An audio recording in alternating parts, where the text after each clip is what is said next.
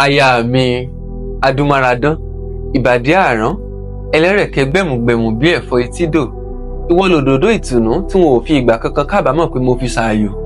ọjọ́ ńlá lọ́jọ́ tí mo dẹnu fẹ́ kọ́ ìbùkún ni fún ọjọ́ pàtàkì ọ̀hún tó sì jẹ́ mi ní o olólùfẹ́ mi àyànfẹ́ mi àṣàkẹ́ mo ṣàọ́kẹ́ mo fẹ́ ọ nítòótọ́ láàrin ẹgbẹ̀lẹ́gbẹ̀ obìnrin àpọ́nlé kan ò sí fún ọba tí ò lólórí lọ́ọ̀dẹ̀ ó mú mi pé tán mo kúrò lápọ́n ó sọ mí daláya nílé ó tún wá fi mọ́ síbẹ̀ ó tún sọ mí di bàbá ọmọ ó yà yín lẹ́nu èmi kọ́ ni mò ń ṣe ìjẹ́wọ́ ìfẹ́ lónìí Babátúndé Adébólú ló ń fọn rere ìfẹ́ rẹ̀ aya rere lọ́ọ̀dẹ ọkọ tí ń sọjọ́ òbí lónìí ẹ wá bí mi pé talẹ̀ náà tí ń sọjọ́ òbí lónìí Òrèǹté aya Tùnà 70 náà ni arábìnrin Esther Tolúlọpẹ́ Kẹ́mi ó kó ayẹyẹ orí kádùn ọjọ́ òní ilẹ̀ ọmọ ọlọ́yẹ ọmọ ọwá ọmọ ẹkùn ọmọ olókè méjì takọtabo lórí ara wọn ọmọ agúnyán pupa fàlejò pupa ojú ń ti àlejò ojú ń ti yan pupa nínú tangaran ọmọ yẹ Èkìtì oru òjẹmú títí kọmọ lọ́yẹ márọ̀yẹ bù ara aya Tùnà 70 ọmọ alágbàlá àdéhùre ọjọ́ ọyẹ́ dùn máa rọ̀kun ọjọ́ ọyẹ́ dùn máa rọ̀ṣà ọjọ́ ọyẹ́ bá dùn máa rè kó o lé Tolúlọpẹ́ òrìṣà 16 ní bẹ nílé àwọn bàbá rẹ̀ 4 àdúróbọ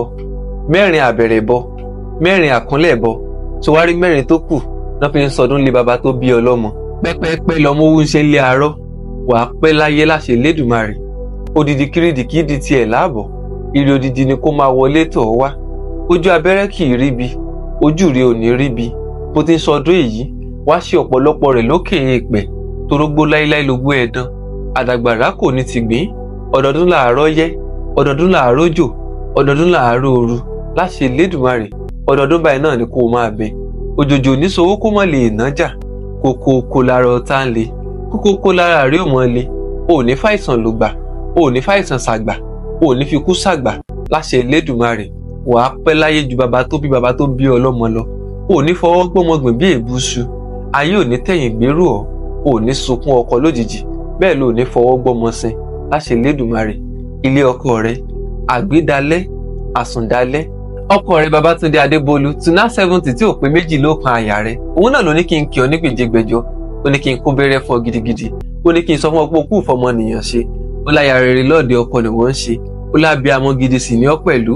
ìyá Richard ìyá Favour ìyá Israel ó ní láṣẹ Lédùmarè obìnrin àjòjì ò ní ṣe ìyá fáwọn ọmọ rẹ ó ní kí n sọ fún ọ wípé ikú ò ní gbọmọ pa lọ́wọ́ rẹ ìfẹ́ yín á dalẹ̀ láṣẹ Lédùmarè. Happy birthday to you.